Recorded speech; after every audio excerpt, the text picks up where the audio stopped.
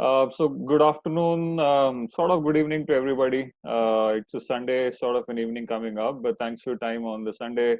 Thanks Zhao and the whole Insights team for inviting me to talk on this topic, and glad to be here. So I think as we all know right now, everyone is figuring out their survival strategies in COVID world, right? Including early stage startups, growth stage startups, even established enterprises. And you would have heard that a lot of established enterprises and bigger businesses have filed for bankruptcies. You would have also heard that well-funded, billion-dollar funded companies have also filed for bankruptcies.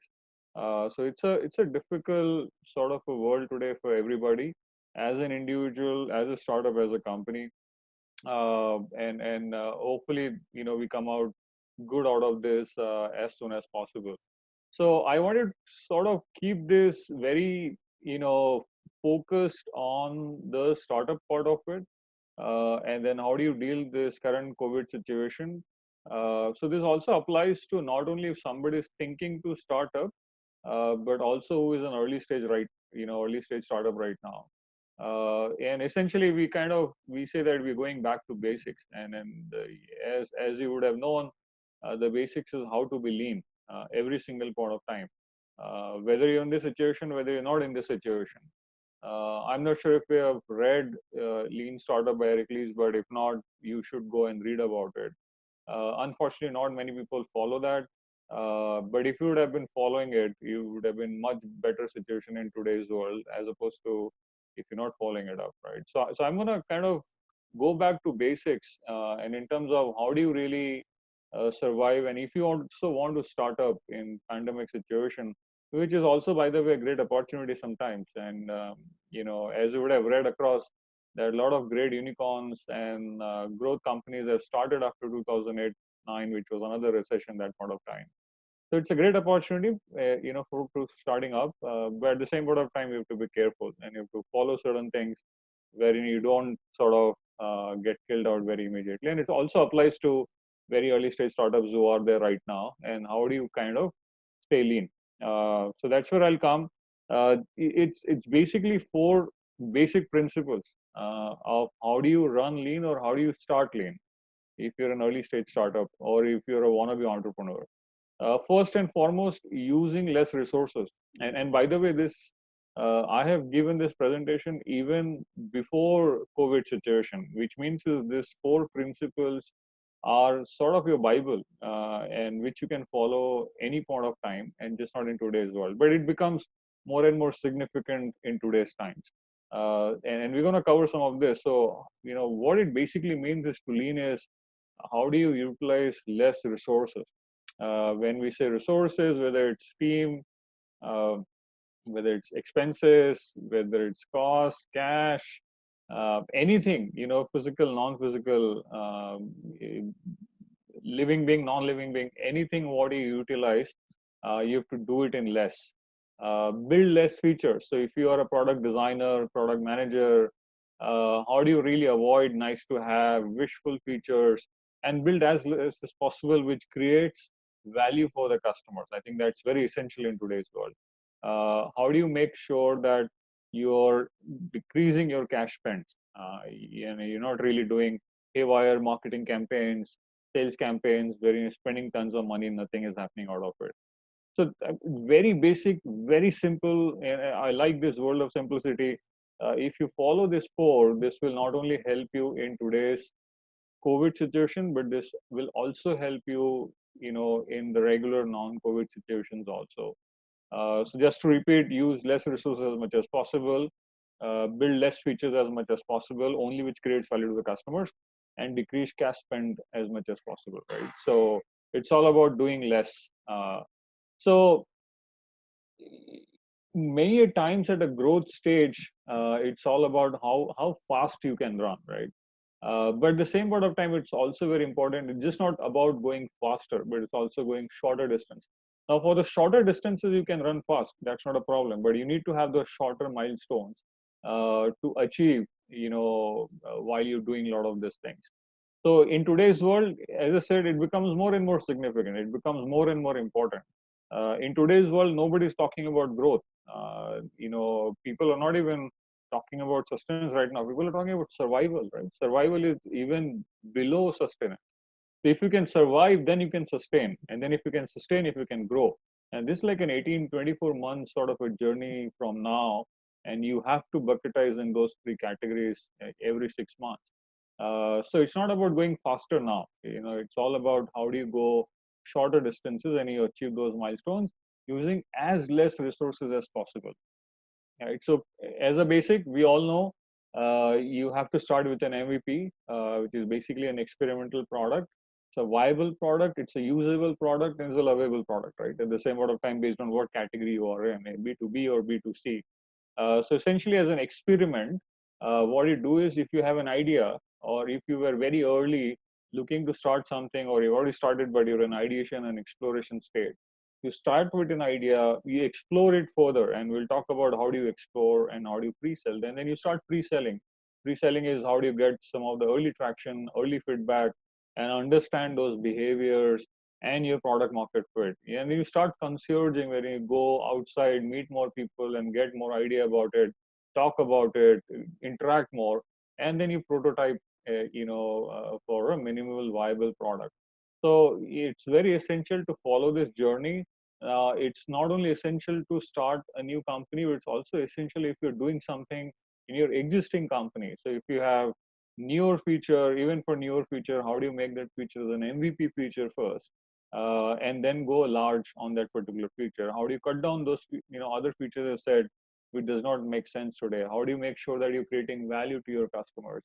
So you can create value to your customers if you follow some of these basic steps, even in today's world, right? A quick example, we all know about it. Dropbox is a great example. Started very, very simple file sharing, started sort of getting referrals, started getting a lot of feedbacks, very simple prototype, but in a cleaner UI. And that's how they grew, right? So they didn't grew by building a lot of features. It was very simple file sharing, file upload sort of a feature as a solution to a problem which they kind of faced that point of time and launched it. And when they launched it, they get a lot of users, a lot of referrals, a lot of feedback, and then that's how they started growing in. Another example, this was a crowd-funded travel sort of a website. Even before they launched, they got 25,000 sign-ups, which means that they got base of 25,000 people to explore, to ideate, to interact, to find out what's, what could be their feedback on what they're building, to show them prototype, and then eventually launch, right? So I think these are some of the examples we need to follow in everything we are doing right now. As I said, if you're starting up, if you want to be entrepreneur, or even if you're creating products in your existing companies, which you can apply to features and may not be apex, right? So a kind of a common theme which I typically talk about is Javelin board. I don't know how many of you have heard about it. It's very useful whether you're creating a company or you're creating a product or you're creating a feature in your existing company or a wannabe company. So Javelin board is a very simple, as I said again, keeping it very basic, very simple on how do you go lean, right? Essentially, it starts every time with the customer. So the top of Javelin board, there's like you can imagine that you put this on your board and you create this table and you're putting up post-its on what you're doing for every category. So it starts with the first category is customer. As I said, what value you want to create for a customer, what problem of that customer you want to solve, right? So essentially what it means is you understand the hypothesis from the customers, you validate those hypotheses from the customers, you get the idea of what you want to do and their feedback and their likeliness of using it later from the customers.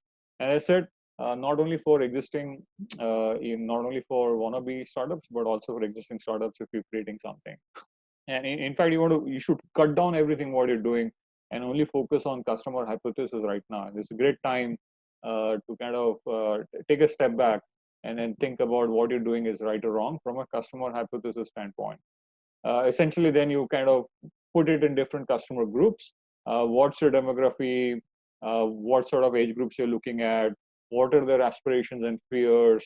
What's their spending powers? What are their shopping habits?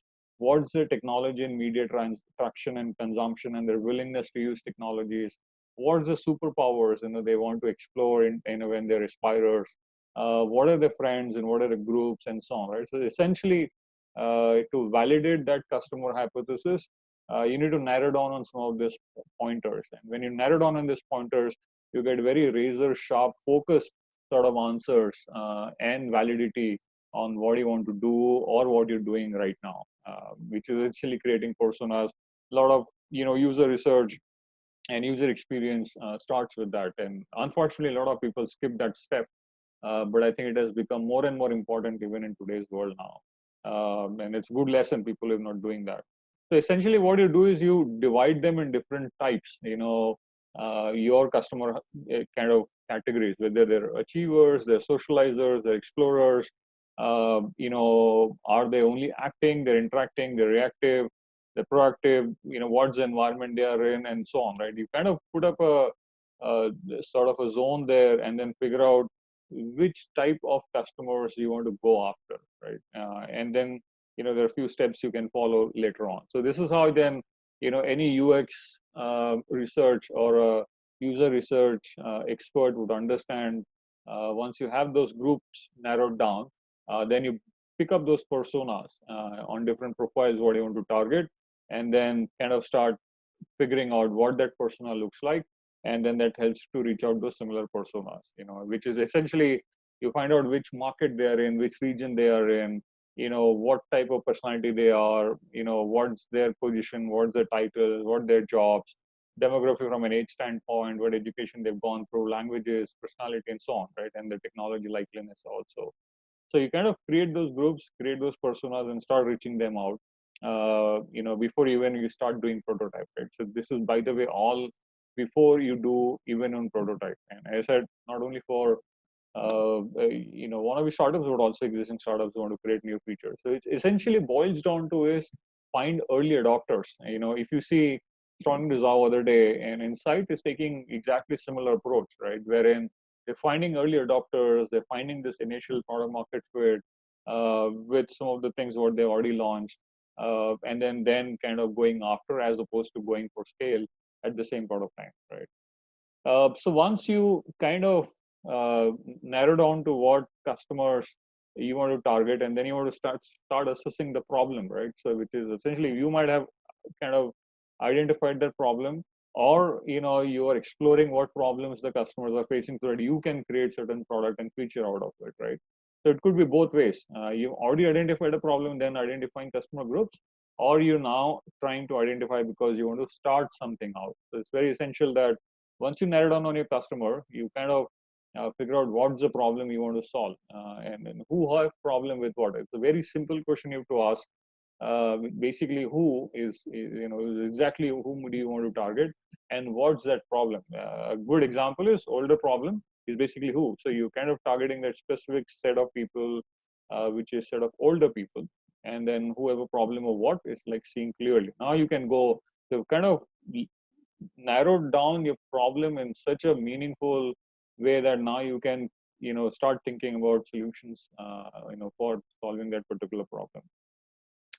uh, by the way, many times it becomes very easy for people to start creating solutions before even understanding and defining and even validating the problem, right? So well, you have understood what the problem is, but at the same time, we have to kind of identify and validate whether problem is right or not, right? Because sometimes people think that I have this problem, which means is all people across the globe has this problem, and it's typically not true. You may be a subset of just 1% of people across the globe. And we've seen a lot of products which have failed just because they think it's a cool problem to solve, but it was actually not a big enough problem for everybody, on the planet. So you have to really make sure that the problem is validated across a large set of people, which may be represented by few people, which means you cannot go and talk to a billion people, obviously, but you've narrowed down your customer hypothesis slides, what I mentioned, narrowed down to specific set of personas. You kind of then validated the problem for that specific set of people.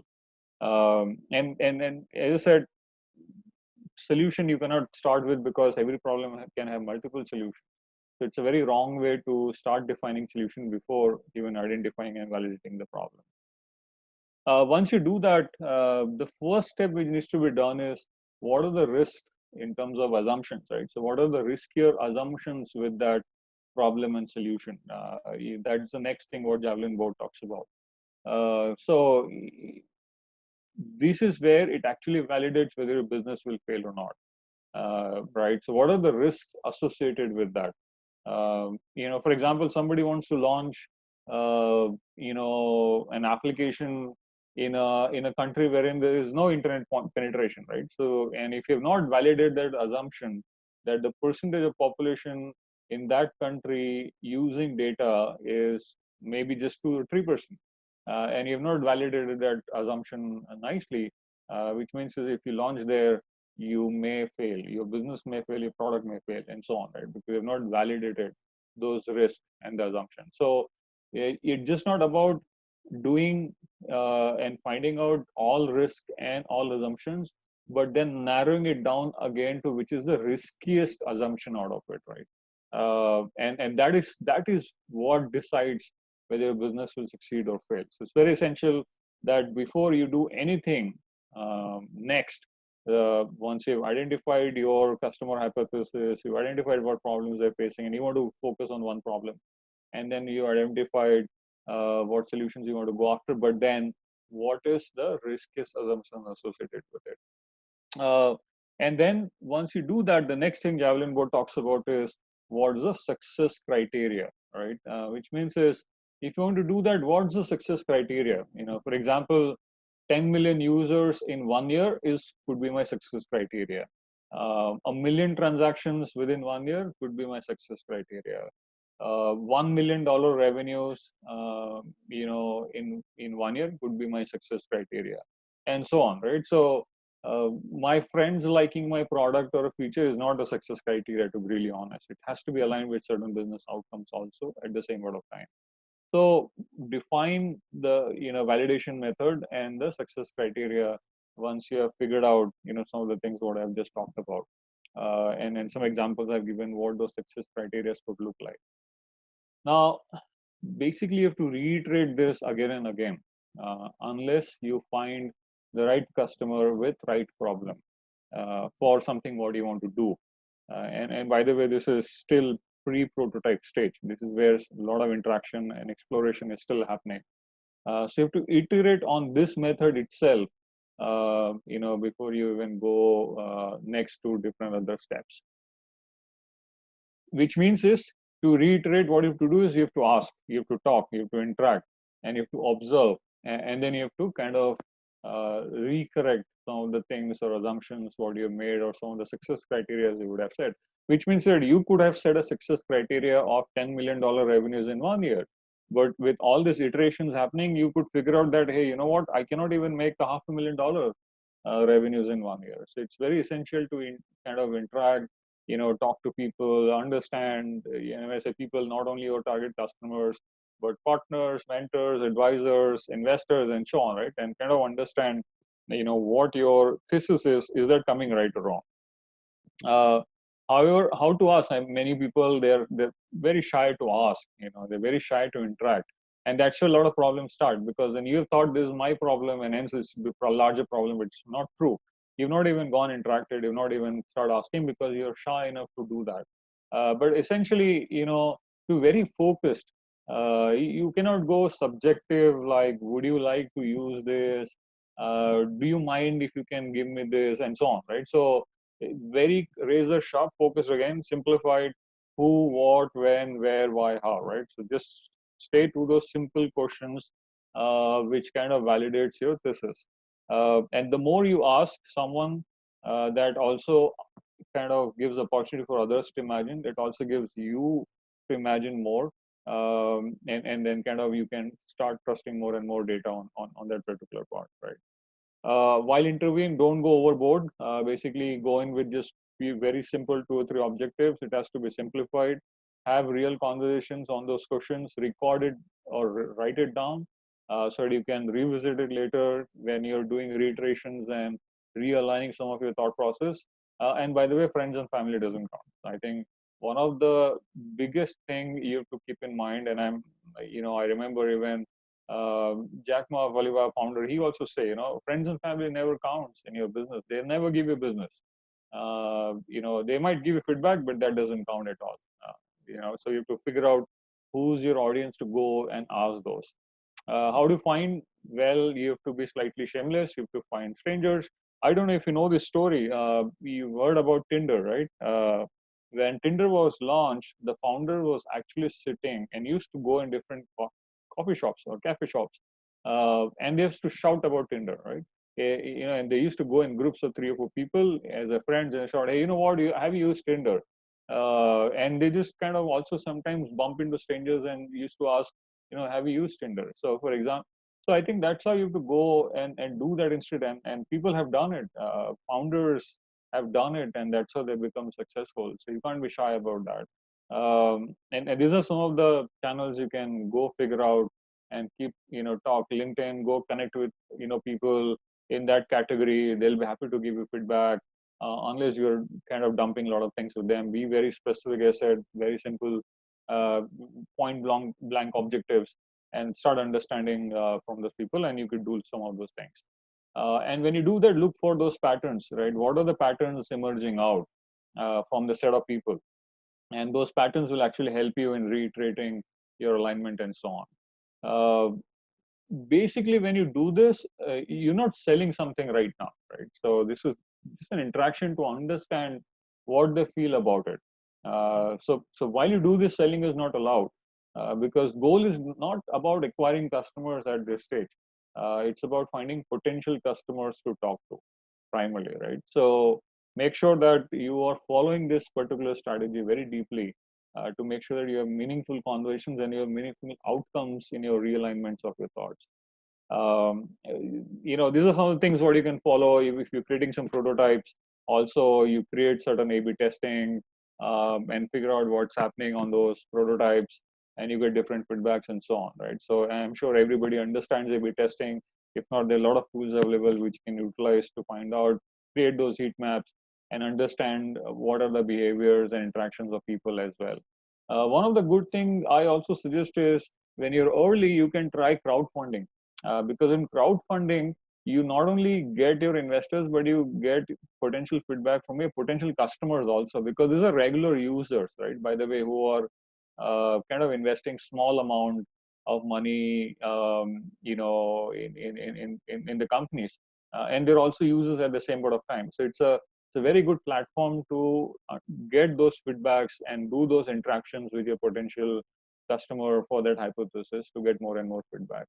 And that's what concierge comes in, which means is you have to move around. You have to talk to people.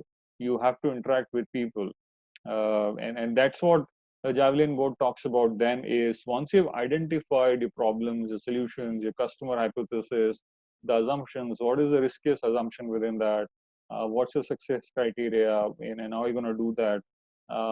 It actually asks you to go out of it. Unfortunately, you cannot go out of the building in today's world.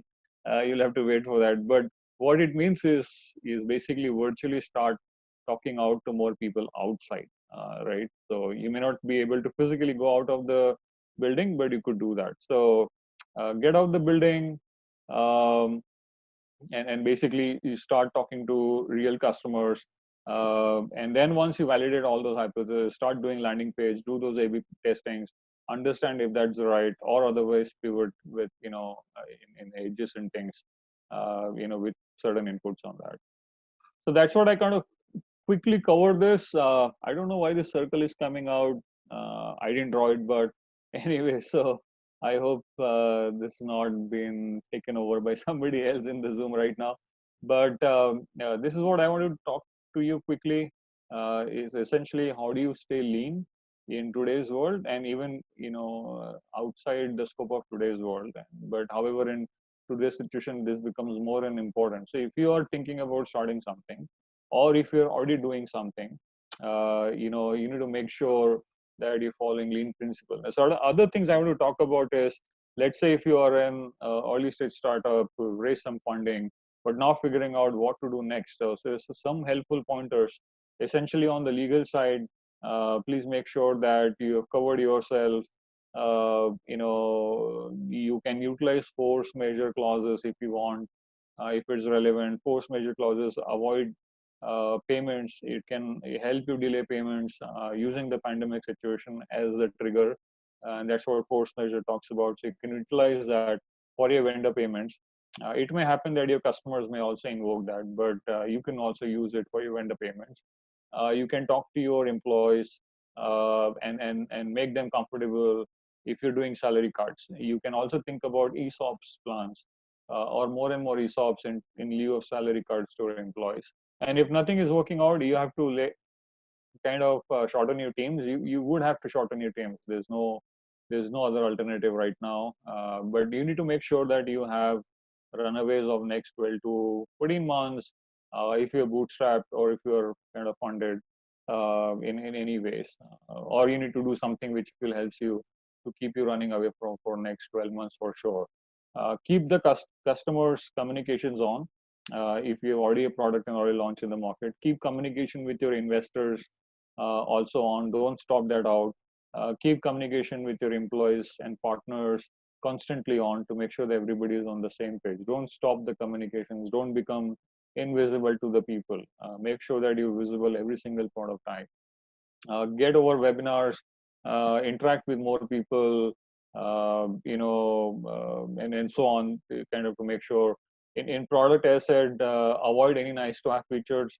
We focus on what customers are asking. So if you have backlog of customer features, uh, get that out first, as opposed to some of the other nice to have features.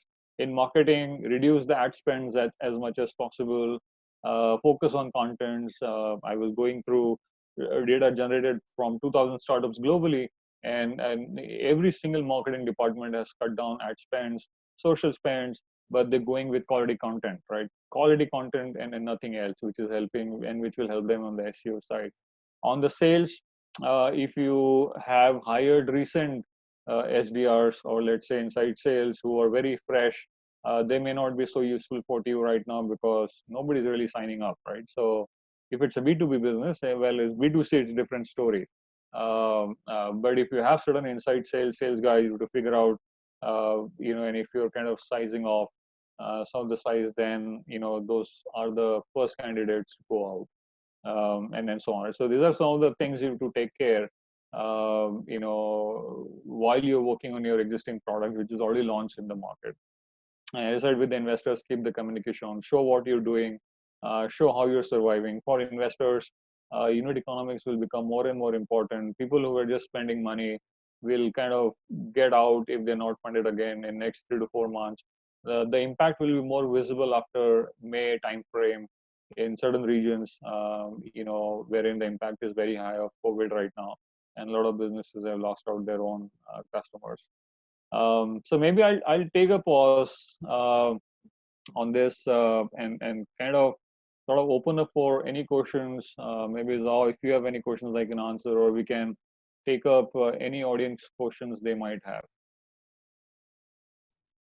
Yes. Do you have any question based on today's session? And you can ask Akash directly.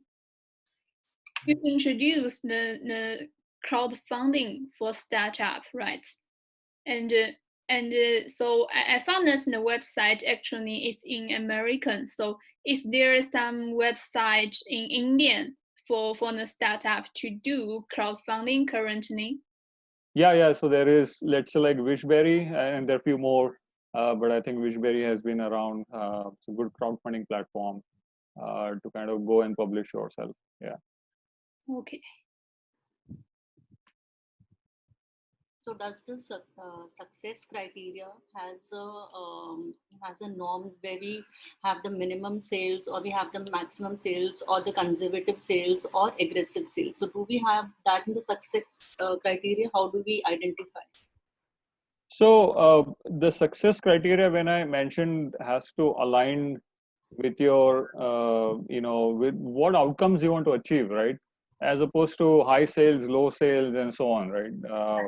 You have to have numbers. As I said, for example, how many users you want to acquire, how many transactions you want to do or get done, and which will translate to certain sales numbers, right? So you have to drive those numbers from a customer standpoint and then figure out whether you want to go high on sales, low on sales, and medium on sales. But don't be subjective in your success criteria.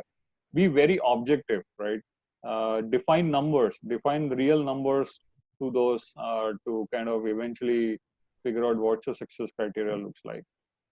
Okay, I get your point. So it's like we can have sort of a break-even sales, and then sales going above the break-even sales. So probably different norms we can have. So sort of a goal setting, which you in Yes, a goal setting. yes, you have to have goal setting. Correct, that's right. So basically, 3 levels of goal setting, or some levels on goal setting. Yes, and across, just not sales, across sales, marketing, customer success, across everything, including product as well, right? So, what's your goal on NPS as an example, Right. and so on, right? What's your goal on CSAT as an example? So you need to make sure that all those are, but at end of the day, goals driven by numbers. Okay. Thank you so much. Yeah.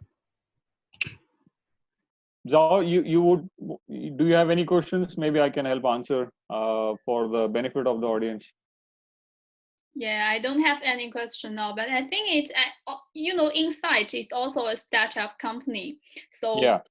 from today's session, and I think that I will rethink about everything Insight is doing now, the target, the problem trying to solve, and then the solution. And also, actually, we have already started up for 6 months, and till now, we didn't set any success criteria for our product.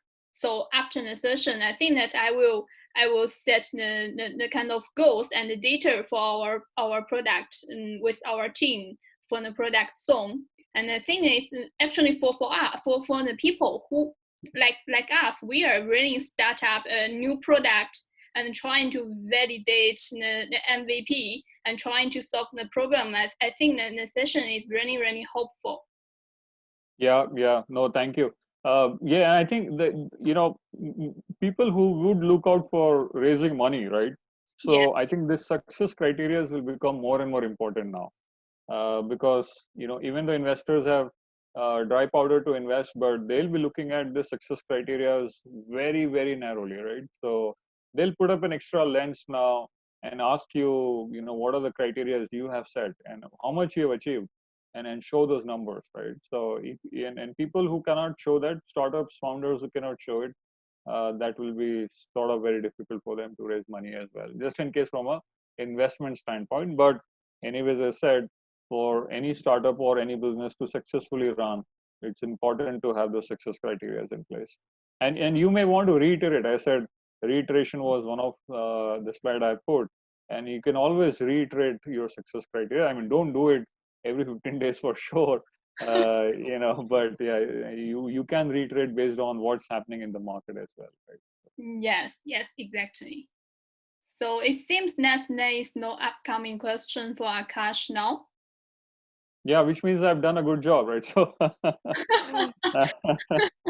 yeah, so tried to keep it very simple. And I said, the most sort of favorable city I like is simplicity, which means is keep it simple. It's very important to keep it simple right now. Go back to your basics, which is kind of being lean, and kind of use that as a lesson, not only in today's situation, but also if you come out of today's situation. And all the best to all of you to come out of today's situation and kind of be successful later in anything and everything you're doing right now. Yes.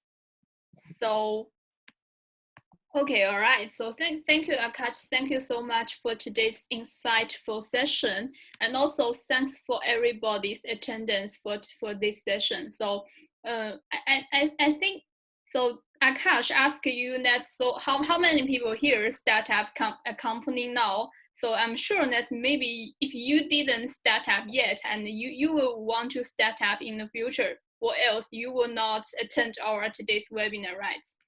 And so we have a WhatsApp group for startup only. So people who start up already and also want to start up in the future, they are in a WhatsApp group to share and discuss and learn about startup insights together. If you are interested in it, you can join our WhatsApp group and also to learn with the fellows together. And also for the people who have registered our sessions for today, we will share the video record of today's session to you through email. Okay. Okay. All right. Thank you. Thank you, guys. Have a good Sunday forward. Yeah. Thank you, Zhao. Thank you. Bye. See you guys. See you guys. Bye.